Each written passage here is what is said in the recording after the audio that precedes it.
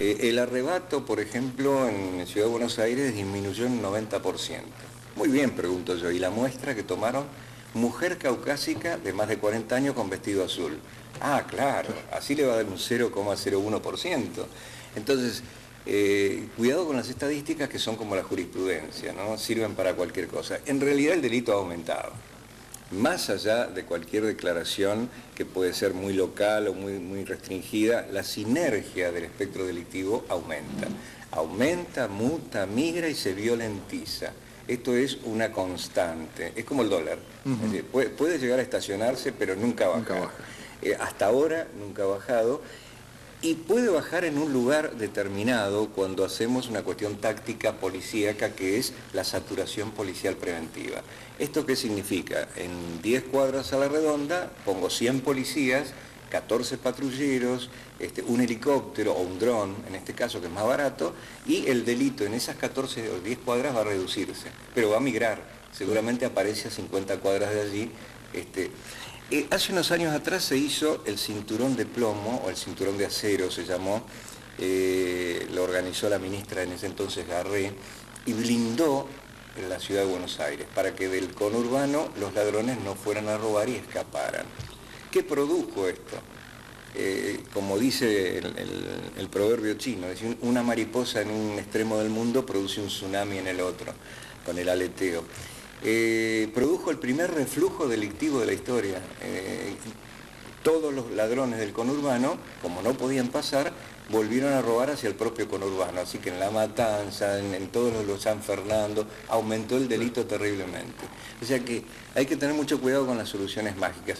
El delito no va a cesar con medidas reactivas. Es decir, más policías, más patrulleros, en realidad son soluciones tácticas.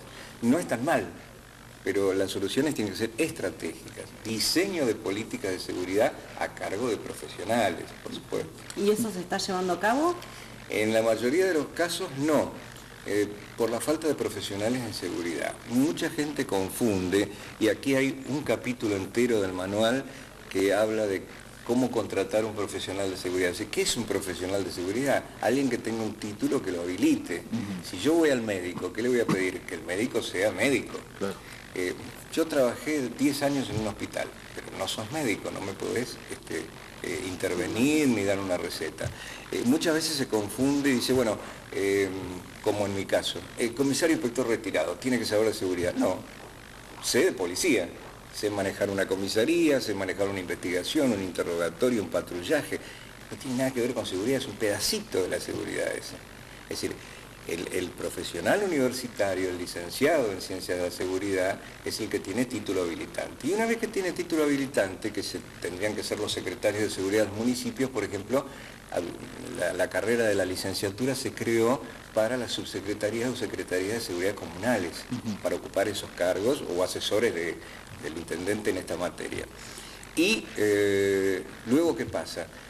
Como el fútbol 5 en su momento se puso de moda por la inseguridad de los títulos y empezaron a haber muchas facultades que dan muchos títulos. Así que hay que hacer un estudio del título también, de las incumbencias, porque no son todos los títulos iguales, y del expertise que tenga el hombre también. Correcto.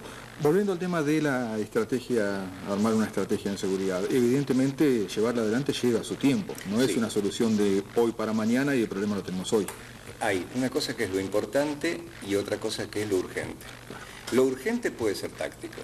Yo acuartelo a toda la policía durante 3 meses, no se va ni a la casa y establezco una saturación policial, blindo Tandil y seguramente voy a producir un resultado positivo, como se logró con la tolerancia cero en Estados Unidos. Rudolph Giuliani en la ciudad de New York bajó el delito. ¿A costa de qué? De la primera huelga policial de Estados Unidos, y en otras ciudades como Vermont, en Virginia, bajó el delito igual con policía amical, policía de proximidad, policía vecinal. Pero, de todas maneras, supongamos que lo bajo. No lo puedo mantener en el tiempo porque no hay plata para mantener eso. En la provincia de Buenos Aires tendría que haber 100.000 hombres. Esto Scioli lo escuchó de oído y, como de costumbre, copió mal, ¿no? Porque dijo, bueno, voy a llegar a los 100.000, no llegó tampoco con las policías locales, pero 100.000 en la calle tendría que haber, patrullando. Es decir, la relación policial ideal es 1-5. Es decir, por cada oficial policial en la calle tengo 5 de apoyo, comunicaciones, administración, lo que fuere, ¿no? Todo eso tiene que estar en el tiempo instalado. Y después la seguridad debe ser proactiva, no debe ser reactiva. Después que mataron un chico o 2, patrullo ese barrio. Entonces siempre estoy detrás del problema. La seguridad proactiva trabaja fuertemente sobre los nodos proto y predelictuales antes de que el delito se produzca. Y para esto, ¿qué es necesario? Algo que la provincia hizo y que es muy bueno, allí tuvo Vidal mucho que ver, es la inteligencia criminal preventiva, que se había anulado porque sonaba a Falcon Verde, a cosa de leyenda urbana. La inteligencia criminal preventiva, si no se utiliza para identificar a los ladrones, para identificar a los grupos de riesgo, eventualmente trabajar socialmente sobre los mismos, si no se hace esto con las patrullas no logramos nada. En cuanto al delito, bueno, subió. La cantidad de delincuentes sube también en esta época donde, bueno, se habla que socialmente hay conflictos, que la plata no alcanza para fin de mes, como se dice habitualmente. Sí.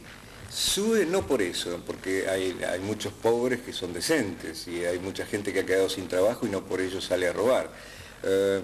Allí algunas reformas del señor Lumber en su momento no fueron demasiado felices, como por ejemplo impedir sacar al registro a quien tuviera algún antecedente penal.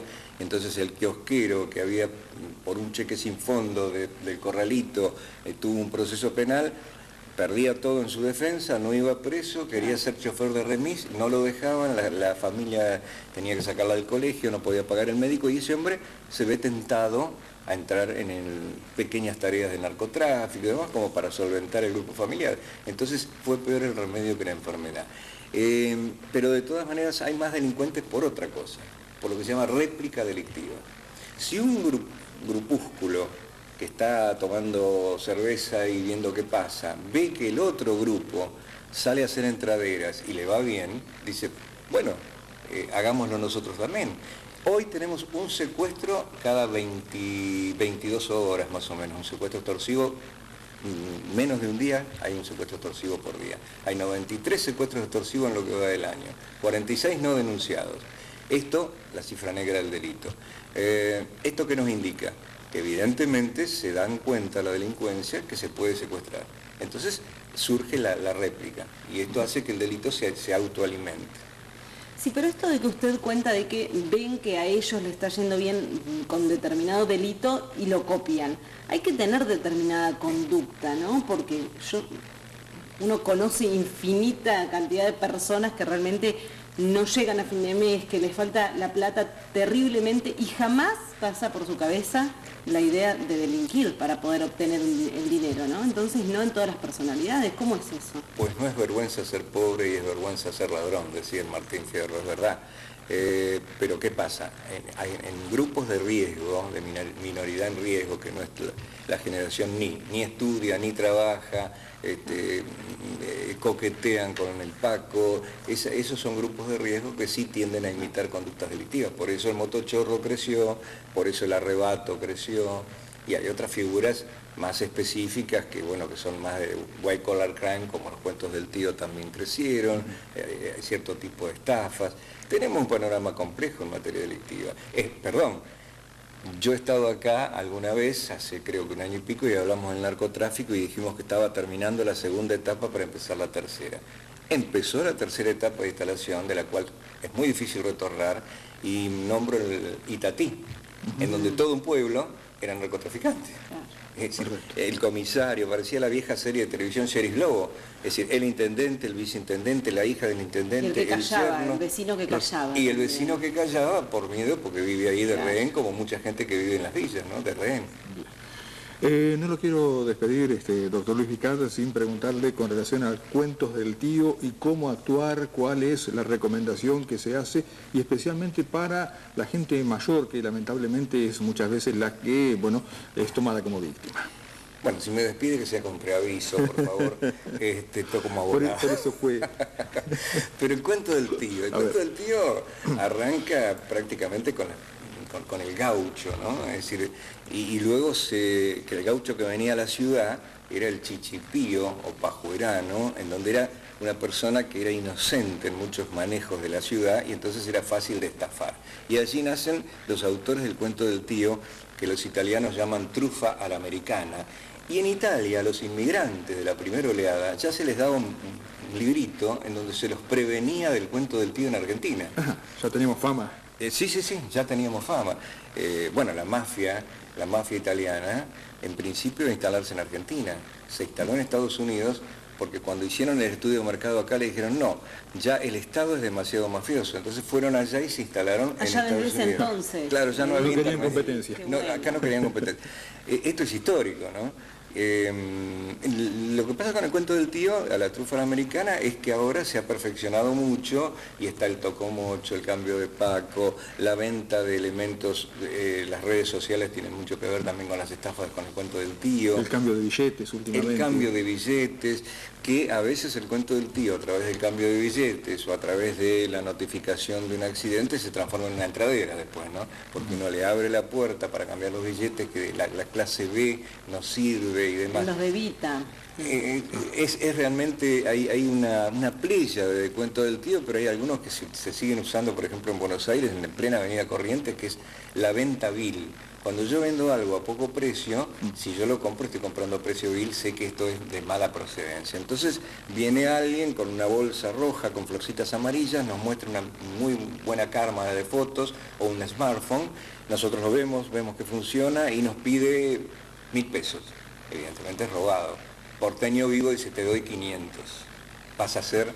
La viveza criolla. Es la viveza criolla. Bueno, regatean un poco hasta que vuelve a sacar de la campera la bolsita y se la entrega. Y el porteño toca a ver si está el smartphone y le da los 500 pesos. Cuando se va, descubre que eran un pan de jabón tallado de la misma manera del smartphone. El hombre tiene 2 bolsitas y entonces saca uno, saca la otra. Por 500 pesos un pan de jabón es caro. Claro, por supuesto. A ver cuál es más vivo que otro. No, la verdad que es increíble. Pero la gente, ¿cómo hacer entender muchas veces a la gente mayor? Porque me llamó mi nieto, me dijo que está en el banco. Está en el banco, eran las 5 de la tarde, en la cual los bancos ya están cerrados. Le dijo, hay que cambiar el debita, no tengo billetes, no tengo debita, tengo dólares. Bueno, los dólares también. O sea, eso que uno ya cree que es incomprensible, funciona. Plan de seguridad y emergencia familiar. Hay que charlar con los adultos mayores, que son las franjas etarias, son los menores, adolescentes y adultos mayores, las franjas etarias de riesgo. El adulto mayor, primero porque tiene valores antiguos, sacraliza el uniforme, entonces va alguien disfrazado de policía y le abre. Pero si fue mi nieto el que me llamó, yo estoy convencido que hablé con mi nieto. El rector de la Universidad de La Matanza sufrió hace un par de años un secuestro virtual de la hija, y él jura hasta hoy que era la voz de la hija, y la hija estaba durmiendo en lo de una amiga. Pagó $6.000 de rescate, por supuesto después el policía que lo atendió le dijo, pero su hija tiene celular, sí, ¿por qué no la llama? La llamó y estaba durmiendo en la casa de una amiga. Es decir, cuidado con esto porque el cuento del tío tiene, como toda buena mentira, un 30% de verdad, lo que se llaman anclajes. Si yo te quiero contar una mentira o les quiero contar una mentira, voy a empezar diciendo, en el obelisco que existe, entonces los voy tranquilizando, me pasó tal cosa. Salieron marcianos de las alcantarillas y me quisieron abducir, etc. Es una mentira, pero yo tengo anclajes geográficos que ustedes los convencen de la verdad. El estafador opera así. Bien. Una última, doctor, porque aquí nos escriben también al 55588 y dicen, doctor Vicat, bueno, todo muy bien, dice, pero se ha olvidado de algo muy importante. Yo, policía, trabajo, aprendo al delincuente y la justicia, ¿qué hay de eso? ¿No habla? ¿Qué hay de eso? ¿Cómo no voy a hablar? Yo durante mi carrera estuve adscrito al Poder Judicial. Yo siempre digo que la justicia es como las víboras, solamente pica a los descalzos. Lamentablemente, la interpretación, no es que las leyes sean malas, y la policía de pronto trabaja muy bien y tenemos esta cuestión de la puerta giratoria, ¿no? Sobre todo en la minoridad, y los mismos menores dicen, lárgame porque salen antes del denunciante. Esto es una cuestión de criterio de quien interpreta la ley. El funcionario que interpreta la ley la puede interpretar muy bien o puede interpretarla muy mal, como el juez que largó al doble violador, que en este momento todavía estamos buscando el cadáver de la chica, ¿no? Tremendo. ¿Las leyes están bien? ¿O no, digo, hay que dejarle al juez la posibilidad que interprete de esa manera? Sí, ¿O debería ser más? tiene que haber una posibilidad. Yo digo, el common law de Estados Unidos quizás es mejor, el sistema americano, el sistema inglés, pero de todas maneras nosotros tenemos muy buenas leyes. Lo que me parece que falla es al momento de que un juez dice, bueno, desoigo el análisis psicológico y le doy la libertad asistida a alguien que violó 2 veces, que se sabe que va a volver a violar. La violación es repitente. Es decir, entonces la policía también a veces baja los brazos o pone la palanca en punto muerto, porque dice, ¿para qué voy a trabajar si además de que va a salir enseguida, me voy a comer una causa por premios porque va a decir que yo le pegué porque se va a raspar la cara contra la pared mientras está en la comisaría? Es un tema muy complejo también. Luis, muchísimas gracias. Un gusto, muy amable. Muy bien, pasó por aquí por el desayuno de Tandil Despierta el doctor Luis Vicat, entonces especialista en seguridad, también abogado de él, hablando un poco, bueno, de todas las cuestiones, un panorama integral de la seguridad. Exactamente, señora, realmente para quedarse conversando y bastante. Un momento de una pausa, ya volvemos.